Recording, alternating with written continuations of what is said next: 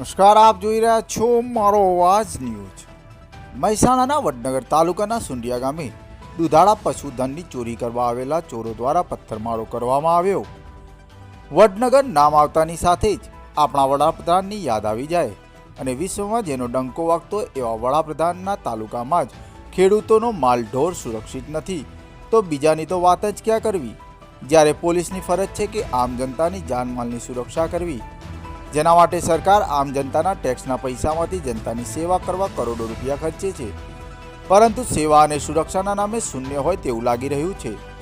જેમાં ગત રાત્રિએ 3 વાગ્યાના સુમારે ખેડૂત પોતાના પરિવાર સાથે સૂતા હોય છે તે સમયે તેમના વાડામાં બાંધેલી 3 ભેંસો ચોરો દ્વારા સાંકળેથી બાંધી ખોલીને ગાડીમાં ભરતા હોય છે। તે સમયે 2 ભેંસો તેમના હાથમાંથી છૂટી માલિક પાસે આવી બૂમબરાડા કરવા લાગે છે, ત્યારે માલિક જાગી જતા સામેથી ચોરો દ્વારા પથ્થરમારો કરવામાં આવે છે, જેની જાણ નજીકમાં રહેતા લોકોને કરવામાં આવતા તાબડતોડ વાહનોનો પીછો કરતા વાહન ખેરાલુ તરફ પૂરપાટ ઝડપે એક ભેંસ ભરી હંકારી મૂકે છે, જે નજીકના પંપ પર સીસી કેમેરામાં આવ્યું છે, જેની જાણ વડનગર પોલીસને કરવામાં આવી છે, પરંતુ કોઈ ઉચ્ચ અધિકારી દ્વારા યોગ્ય તપાસ કરવામાં આવે તો હાલમાં સક્રિય બનેલી આખી ટોળકી પકડાઈ જાય તેમ છે, નહીતર આ રીતે કોઈ ખેડૂત પોતાનો માલ ઢોર બચાવવાનો પ્રયાસ કરશે તો બની શકે છે તેના જીવથી હાથ ધોવા પડે તેમ છે। શું નામ છે તમારું? ઠાકોર વિરાજી વિષ્ણુજી। અચ્છા, કયા ગામના છો? સુંડિયા। અચ્છા, ગઈકાલે રાત્રે શું ઘટના બની હતી? કાલે રાત્રે સાહેબ ઘટના એમ બની હતી કે 3 વાગે છે ને ચોરાયા હતા અમુક, બરોબર છે, એમને ભેંસો ચોરી હતી। 2 ભેંસો દોડીને મારી સામે આવતી રહી હતી, એક ભેંસ સિવાય ગાડીમાં ભરી દીધી હતી, બરોબર છે। અમે એને ભેંસને લેવા ગયા ત્યારે સામેથી એને પથ્થરમારો કર્યો એટલે અમે મારો જીવ બચાવીને પાછા વળ્યા, બરોબર છે। અમે પાછા વળ્યા એટલે એ ગાડી લઈને નીકળી ગયા। કયા પોલીસ સ્ટેશનમાં ફરિયાદ? અમે વડનગર નોંધાઈ છે પોલીસ સ્ટેશનમાં ફરિયાદ। બરાબર, પોલીસને પ્રશાસન પાસે શું અપેક્ષા રાખો? અમે અપેક્ષા એટલી જ રાખીએ છીએ સાહેબ કે અમારો માલ જે ગયો છે તે પાછો આવી જાય, બરાબર છે, તો અમારે ઘર ગુજારણ ચાલી જાય। અંદાજે કેટલા રૂપિયાની? અમારે 70,000 થી 80,000 ની સાહેબ ભેંસ છે।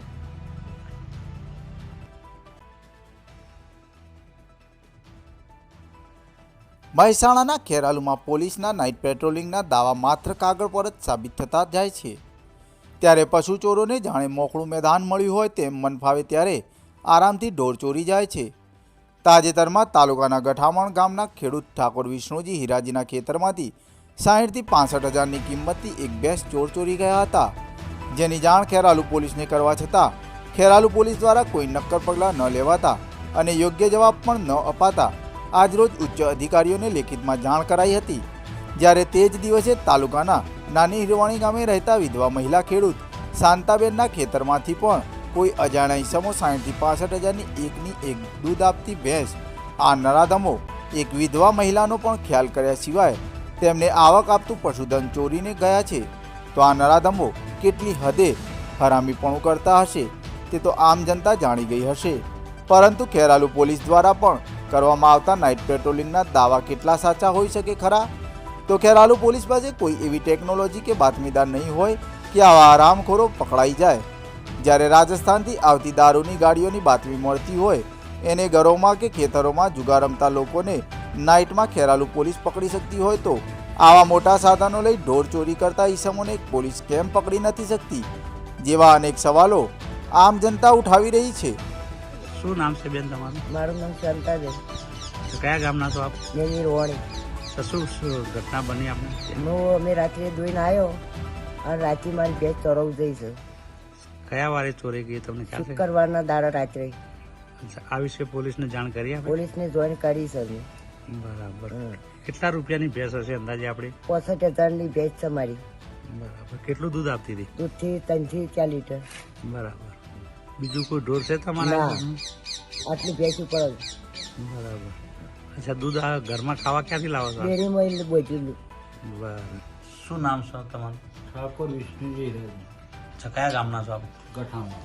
અચ્છા, શું ઘટના બની હતી આપણે? એ મારી ભેંસ ચોરોજી છે।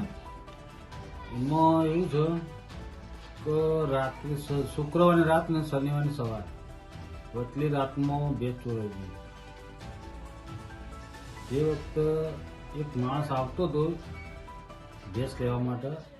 એમને મેં એક કિંમતમાં મારા એમને હરખાઈ નથી આવતી એટલે મેં આપી નહીં. મેં ના પાડી મારા પપ્પા આપી નથી. તો પણ બીજા દિવસે એમને માણસ મોકલ્યો હતો તો એમને ના પાડી જતો રહ્યો.